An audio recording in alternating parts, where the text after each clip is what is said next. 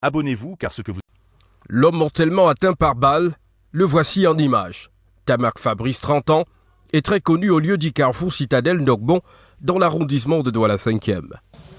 Sa mort secoue tout le quartier, pire encore les circonstances qui restent non élucidées pour l'instant. Mais d'après les sources dignes de foi, employé dans ce snack bar, Tamak était en plein service la nuit de samedi à dimanche. Aux environs de 3 heures du matin, il est appelé par un avocat qui vit dans la zone, lui faisant savoir que l'un de ses collègues est en train d'être cambriolé. Son ami avec qui il était ce jour-là donne sa version des faits. Quand on arrive sur les lieux, on trouve qu'il y a la police.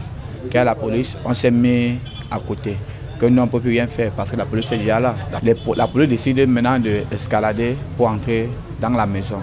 J'étais ensemble avec mon ami, j'étais avec lui comme ça. Comme nous sommes quittés, on était toujours regroupés à côté. On regardait la scène. Mon ami a décidé de partir, d'entrer avec la police. En sortant, nous tous, il était derrière nous. Il a continué la patrouille derrière le couloir, au niveau du couloir. Quand il est arrivé de maintenant, on entend seulement comment on sort les cris.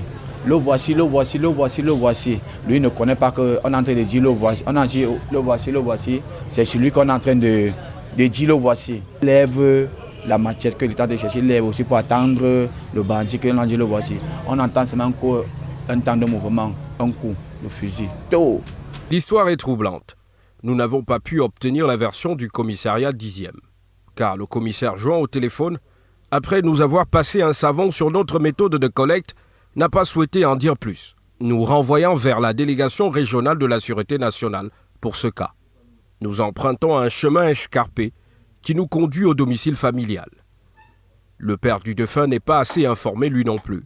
Rendu à la PJ, mon ami Massamo est fâché. Après ses dires, il a été orienté à la morgue de l'hôpital La Kentini de Douala, où il a reconnu le corps de son fils. Bien, on me dit que les frais de fouille, c'est 5 000.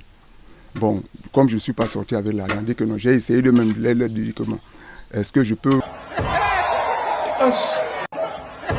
J'ai 2500, je peux vous donner. On me dit jamais. On ne prend pas. Si ce n'est pas 5 000, vous laissez. J'étais obligé de raqueter à gauche, à droite et tout pour trouver les 5 000 pour les donner afin qu'ils sortent le corps. Et c'est passant par là que j'ai reconnu mon fils.